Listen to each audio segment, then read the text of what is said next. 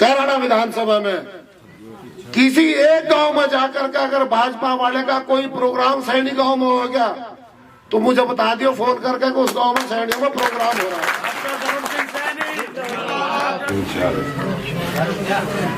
और होना भी चाहिए था। दोस्तों बुजुर्गों में समाजवादी पार्टी में अगर आया हूं तो इसके पीछे भी भाई चौधरी नाई दर्शन साहब जो हमारे भांजे हैं विधायक जी, उनका सबसे बड़ा अहम फैसला कदम है। मैं प्रतापगढ़ था, लगभग मेरा एक कार्यक्रम था प्रतापगढ़ में और रास्ते में मैं जा रहा था तो भाई नाहिद साहब उनका फोन आया, वो लखनऊ में थे। तो जब वे लखनऊ में उनका फोन आया, इसने अंकित रहे बच्चा हमारे साथ में, इसने फोन किया कि विधायक जी का फोन है, दिया मुझे। तो हमने कहा विधायक जी नमस्ते हुई एक दूसरे की, वो तहजीब का लड़का तो है ही है। उन्होंने कहा मामा नमस्ते। मगर नमस्ते भाई विधायक जी ठीक हो? कहा ठीक है मामा, बस ज्यादा बात तो बैठ के करूंगा, अगर बस देर ना करो आ जाओ इधर। हमने कहा ये बात फोन पर ना करें तो बैठ के कर लेंगे। आज जी नहीं फोन पर ही कर लेंगे, मुझे इससे ज्यादा मेरे को और कितने मुकदमे लगा लगे और क्या होगा। मेरी उनकी बात काफी देर तक बैठ करके हुई, फोन पर ही हुई और उसके बाद में फिर वो तो असल में चले आए क्योंकि उन्हें आना था वापस और मुझे रात हो गई थी प्रतापगढ़ से आते हुए वापस। इस दौर में मेरी कई बार बात हुई। उस दिन वो हमारी बच्ची की शादी थी तो मैं वहां सागर रत्ना में वहां भी गया, वहां भी चौधरी साहब से मेरी भाई ये अमजद प्रधान जी थे, इनसे बात हुई। उसके बाद फिर विधायक जी से बात हुई और जिस दिन विधायक जी ने सरेंडर किया उस दिन कम से कम 20 मिनट मेरी विधायक जी की बात हुई। वही श्यामली कोर्ट में ही थे वे, आपको पता है, आपसे नंबर लिया था उस लड़के का। तो मैं ये कह रहा हूँ कि मुझे तो लाने वाले भाई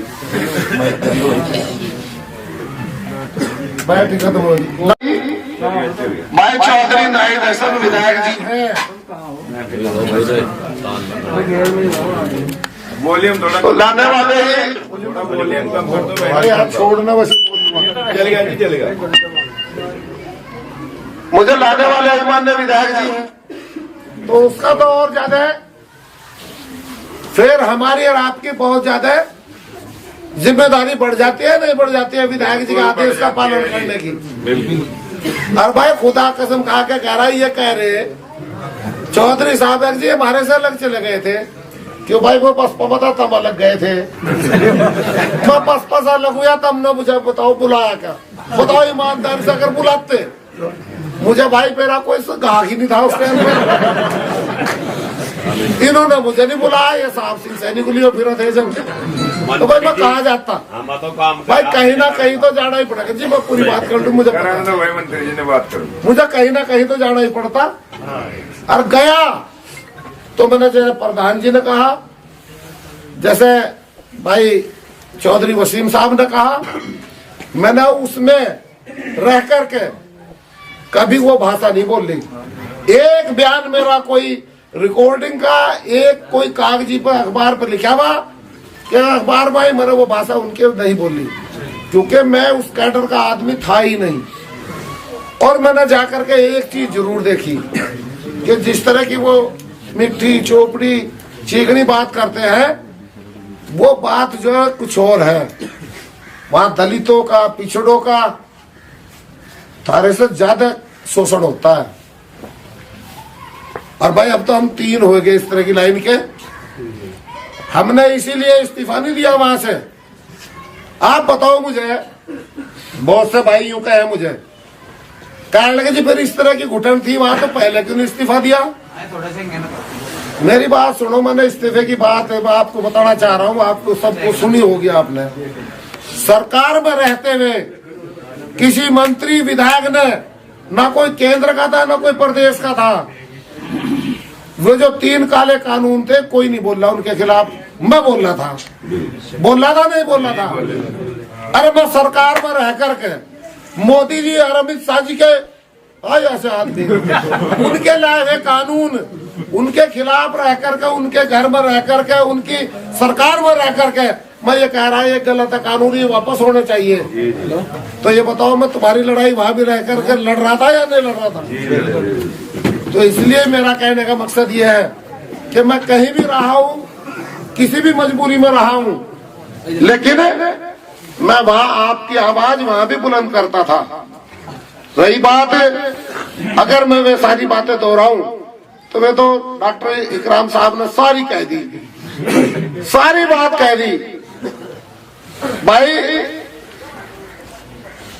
अगर किसी को शौचालय साफ करने में नौकरी ना लेनी हो, किसी को मनरेगा में नौकरी ना लेनी हो उनके हिसाब से, तो वो पकौड़े तोड़ लो।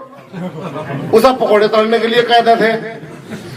बात वही है कि 5,000 करोड़ रुपए लगाए एयरपोर्ट बनाने में सरकार के, और 2,500 करोड़ रुपए मुझसे प्राइवेट में बेच दिया। सरकारी पैसा लगा करके बढ़ाओ, अब प्राइवेट को बेच दो। और ये जो अनाज वाली बात है ना, आप ये बताओ कि आपको भीख चाहिए या रोजगार चाहिए? भीख से कभी किसी का भला नहीं हो सकता। भीख से केवल पेट भर सकता है, बच्चों की पढ़ाई नहीं कर सकता, बच्चों की शादी नहीं कर सकता, और बीमारी का इलाज नहीं करवा सकता। और अगर रोजगार मिलेगा तो वो पेट भी भरेगा, पढ़ावेगा भी बच्चों को, उनकी शादी भी करेगा। तो आप ये तय कर लो कि आपको ये बहुत खुश हो रहे, वे भी बहुत खुश हो रहे। आपको मालूम है यहाँ के प्रधानमंत्री वीडियो सेक्रेटरी का फोन आया होगा जब रैली होती, चाहे अमित शाह जी की हो और चाहे मुख्यमंत्री योगी जी की हो, ले जाते है नहीं मनरेगा के यहाँ से कहा, मैं कह रहा हूँ जो मजदूर थे, ये प्रधान बैठे हैं सारे, प्रधानों का फोन आवा था लेकर चलने भाई, नहीं तो वो पिछाड़वा जी लगा देंगे थारे खिलाफ। उससे भीड़ होती, नहीं तो भीड़ वाले तो भिंगा लिया। और वे जी जिनकी जबरदस्ती भीड़ ले जा भी थे नहीं, वे भी औरता भी नुकाए में कहने लगे भारत पछोकड़ो भी ऐसी होगी बंदर जैसी, बसों में बैठी बैठी कभी ब्लॉक पे, कभी जिले में, कभी कमिश्नरी में, और कभी इलाहाबाद, कभी बनारस। हम तो नासगाई को वोट देते हैं, हम तो अखिलेश को वोट देंगे। मैं औरता भी सारी यूं कह रही है। इसलिए भाइयों, बुजुर्गों, दोस्तों, आपसे ये इल्तिजा करने के लिए आया हूं कि आपका था, आपका हूं, चाहे कहीं भी रहा वहां भी आपका था, और इंशाअल्लाह आपका रहूंगा। बस केवल एक काम करना इस चुनाव में, इस चुनाव में वोट बहुत है आपके पास में, बहुत वोट है। 132 स्तंभ और 60-65 में ले आया। ऐसा सिरा या तार को लूं जहां गिरूंगा लेकर उठूंगा, चाहे मिट्टी लेकर उठूंगा। जब बसपा से आया था, बसपा से लेकर आया था, अब वहां गया, वहां से लेकर आया। अरे आ रहा बता रहे भाई, तो 60-65 के बीच में तो मैं लेकर आया हूं, और 132 स्तंभ हो। लेकिन यहाँ चिपक जियो जी, सुन दो पूरी बात। 60-32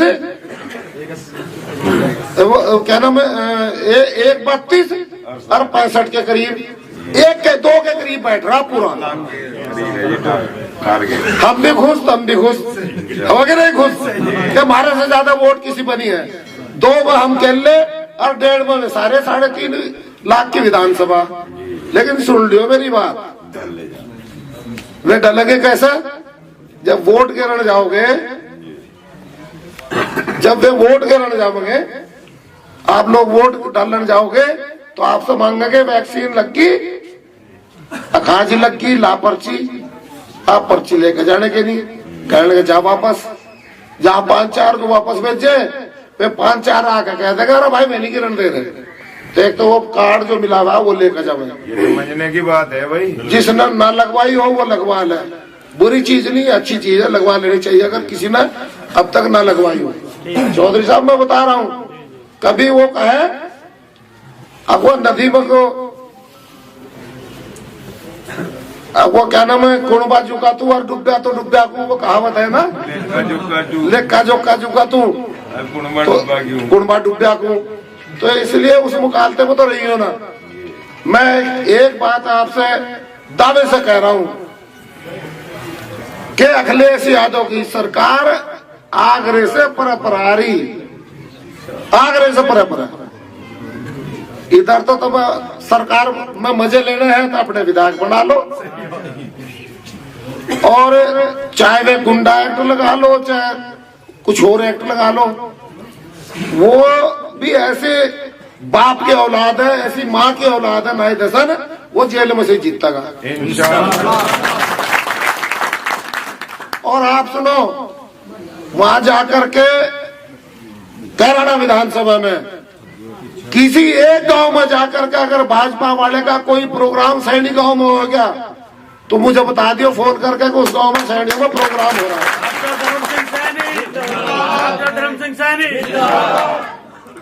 गांव में प्रोग्राम नहीं होने का, वहाँ प्रोग्राम होगा तो बाजी का होगा, तबस्सुम बेगम का, और किसी का नहीं होने का। वहाँ प्रोग्राम होगा तो चौधरी वसीम का होगा, इसके अलावा और कोई नहीं होने का। हाँ, वो भानसी भारी इकरा वो होगा तो उसका होगा, उनका नहीं होने का, भाजपा वालों का।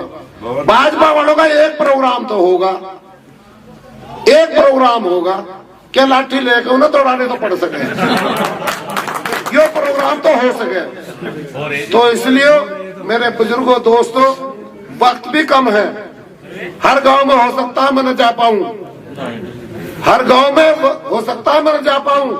और आप कहो जी हमारे यहाँ तो आए नहीं, वोट कैसे दे रहे?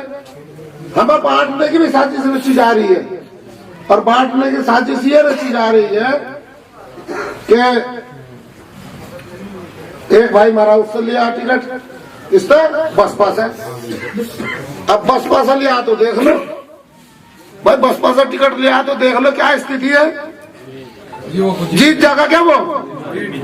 तो भाई बात सुनो, केवल एक बात तय कर लो, यो तय आप लोगों को करना है कि बिहार पैटर्न पर वोट देनी है जिससे गठबंधन की उनकी सरकार बन जाए, या बंगाल पैटर्न पर देनी है वोट जिससे थारी पेवर बन जाए। गलत तो नहीं कह रहा हूं। और भाई कोई गिले शिकवे होंगे बैठ करके निपटा लेंगे इलेक्शन के बाद में, और अगर कोई है भी तो मैं माफी चाहता हूं भाई, कोई इस तरह के हो तो मुझे माफ कर दिया, इसके लिए मैं कहना चाह रहा हूं। लेकिन मेरे लिए नहीं, अपने लिए एक दिन लाठी खा लियो, जिस दिन वोट पड़ेगी 5 साल तो आराम से रहोगे। और अगर एक दिन इस चक्कर में बट के कि भाई यहाँ भी तबर्रुक बांट दो, वहां भी तबर्रुक बांट दो, तो फिर पिछले से ज्यादा अगला हाल होगा। अब कभी इतना हुआ, अगले नंबर पर ज्यादा होगा। ये आपके हाथ में है। आप लोग ना जी तो प्रधानी में मेरे खिलाफ लड़ा था, यो धर्म सिंह से मिल लिया, धर्म सिंह इसका आ गया, या प्रधानी में जीत गया था, प्रधान का आ गया, मेरा आया नहीं हारे देखे, धर्म सिंह तो इसी की सुनेगा। अरे भाई मैं ये कह रहा हूँ थारी पार्टी में हूँ, सबकी सुनूंगा, कोई ऐसा नहीं रहने का नहीं सुनूंगा। मैंने तो उसमें रहते हुए सुनी, इसमें तो हूँ ही सारा का सारा थारा। तो इसलिए बस आपसे एक ही गुजारिश है कि बैठने की जरूरत नहीं, बटने की जरूरत नहीं, इकट्ठे होकर के बिल्कुल पूरे तरीके से 1-32 और वे जो 60-65 में है सारे मिलकर के 90-95% वोट पोल होना चाहिए, तभी जीत है।